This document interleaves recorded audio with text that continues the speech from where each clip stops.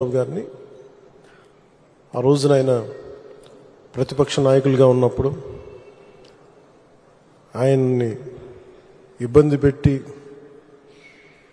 రాజమండ్రిలో పెట్టినప్పుడు ఇక్కడ మన విజయవాడలో ఉన్నప్పుడు ఆయన మద్దతుగా నేను వస్తే ఆ రోజున నాపితే నేను ఆ రోజున ఒకటే మాట చెప్పాను అందరికీ, అప్పుడున్న అధికారులందరికీ, సరిగ్గా మీకు 6 నెలల్లో ప్రభుత్వం మారిపోతుంది, మీరు వెయిట్ చేయండి.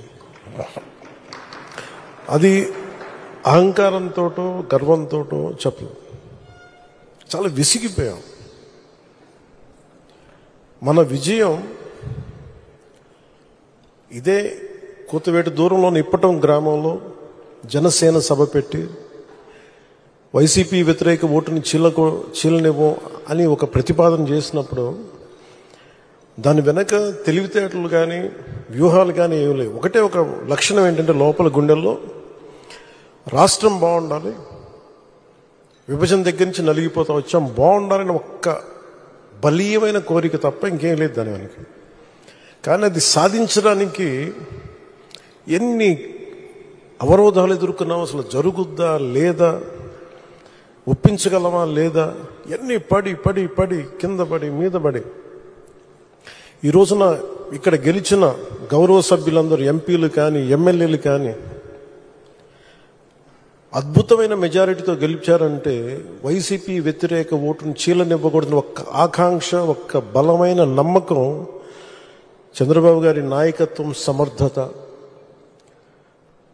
ఈ దేశాన్ని 3వసారి ప్రధానమంత్రిగా పగ్గాలు చేపట్టి ముందుకు తీసుకెళ్తున్న నరేంద్ర మోదీ గారి నాయకత్వాన, పురంధేశ్వరు ఆయన దిశానిర్దేశంతో, పురంధేశ్వరి గారి నాయకత్వంతో, తెలుగుదేశం నాయకులని చాలాసార్లు చెప్పాను, వాళ్ళందరి సమిష్టి కృషితోటి ఒక అద్భుతమైన విజయాన్ని సాధించాం. నాకు చాలాసార్లు అనిపించేది, ప్రతిసారి ఏం చెప్పాను, రోడ్ల మీదకి వెళ్తున్నప్పుడు మీరు గెలవరండి, ఇప్పుడున్న వైసీపీ గెలుస్తుంది, మీరు గెలవరు. ప్రతిరోజు బయట వాళ్ళు ఎవరు చెప్పేవాళ్ళు, మనతో పాటు పక్కన ఉండేవాళ్ళు చెప్పేవాళ్ళు మాట. అసలు నమ్మకం ఉన్నది ఎవరికి అంటే, అసలు చెక్కు చెదరని గెలుస్తున్నాం, కొడుతున్నాం, నెగిటివ్ థాటే ఉండకూడదు, 170కి 160 కొట్టాలన్న మొదటి రోజు నుంచి చెప్పింది శ్రీ నారా చంద్రబాబు నాయుడు గారు చెప్పారన్నమాట.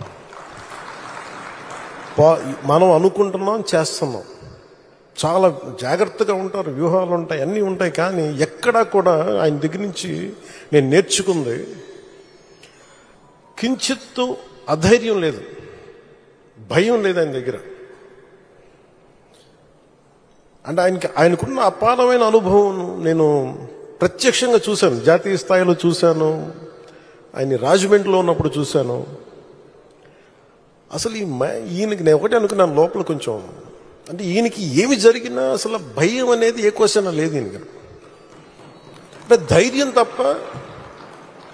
నాకు చాలా చాలా ఆనందం వేసింది, అంటే ఒక వ్యక్తి ఎన్ని ఒడిదుడుకులు ఎదుర్కొన్నా, నిస్సత్తువతో అయిపోయినా, కుటుంబ సభ్యుల్ని కించపరిచినా, ఎన్ని రకాలుగా ఎన్ని అవమానాలకు గురి చేసినా, క్యాబినెట్లో తీసుకున్న నిర్ణయాలకి ఆయన్ని బలి చేసి ఆయన లోపల పెట్టి, ఎవరో అధికారులు చేసిన దానికి దానిపైన చిలవలు పలువులు కల్పించి ఆయన్ని పెట్టి ఆయన ఇబ్బంది పెడితే, ఆ రోజు నేను కలిసినప్పుడు అనిపించింది అసలు ఆయన గుండెల్లో చెక్కు చెదరలేదు ఆయనకి. ఆయన ఒకటే ఒక మాట అన్నారు, this is way of life, politics ఇది ఇట్లాగే ఉంటుంది, మనం భరిస్తాం, ముందుకెళ్ళడం. నాకు అనిపించింది నేను ఆయన అలాంటి వ్యక్తి పక్కన ఉండి అడ్మినిస్ట్రేషన్ ఒకటి నేర్చుకోవడం, కష్ట సమయంలో అసలు ఎలా ఆయన్ని చూసి నేర్చుకోవాలి. ఒడిదుడుకులు, పొలిటికల్ ప్రాసెస్ ఒడిదుడుకులు ఉంటుంది, వ్యక్తిగతమైన దాడుల దగ్గర నుంచి కుటుంబ పరంగా అన్ని రకాలుగా. కానీ అట్లా తట్టుకొని అసలు ఎవరన్నా ఊహించలేం కదా. ఒక 53 రోజులు ఆయన్ని పెట్టి అలా ఉంచితే, నన్ను షూటింగ్లు చేయమంటే నేను చేయలేకపోయావాడిని, తప్పు సంకేతాలు వెళ్ళిపోతాయని. నేను డేట్స్ ఇచ్చినవి కూడా నేను ఆపేస్తాను ఆ రోజు.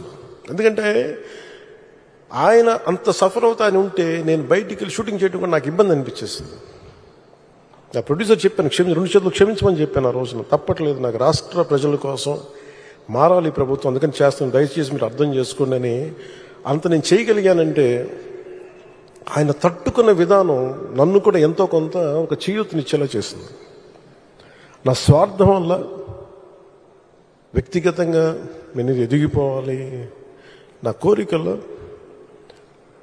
రాష్ట్రం విభజన జరిగినప్పటి నుంచి ఈ రోజుకి మనం నలిగిపోతా ఉన్నాం. మనకి తెలంగాణలో మనం దాదాపు 3వ వంతున్నాం అభివృద్ధిలో. సంతోషం, మన తోటి తెలుగు రాష్ట్రం ఆనందం. మనం పోటీ పడాలి, ఎదగాలి అంటే అనుభవం, పొలిటికల్ ప్రాసెస్లో అనుభవం ఒకటి చాలా చాలా కీలకమైనది. తెలివితేటలు ఉండొచ్చు, అన్నిటికంటే కూడా అందరినీ సమన్వయపరిచి, అందరినీ ఆకట్టుకోగలిగి, అందరినీ ఒక దారిని పెట్టగలిగి, కొంత మెత్తదనంతో మందలిస్తూ, కొన్నిసార్లు గట్టిగా చెప్తూ, అలాంటి నాయకుడు వెంట ఆయన నాయకత్వంలో మేమందరం పనిచేయటం నాతో సహా చాలా చాలా నాకు ఆనందంగా ఉంది. ఇలాంటి గడ్డు పరిస్థితుల్లో డబ్బు లేదు మనకి. రాగానే ఛార్జ్ తీసుకోగానే ఇవన్నీ ప్రోటోకాల్స్ ఉంటాయి, కానీ లోపల ప్రోటోకాల్స్ దగ్గర డబ్బులు లేవు లోపల.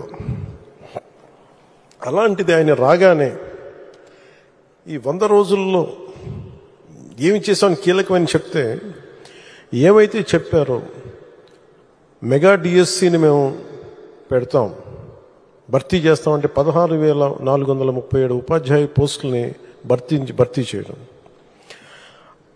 చాలాసార్లు పెన్షన్ గురించి మేము మాట్లాడుకుంటామంటే చాలాసార్లు దీంట్లో నేను పెన్షన్ బాగా ఎక్కువ చేద్దామని అనుకుంటే, ఎలా సార్ పాసిబిలిటీ అంటే కష్టంగా ఉంటుంది, కానీ మనం పెంచాలి.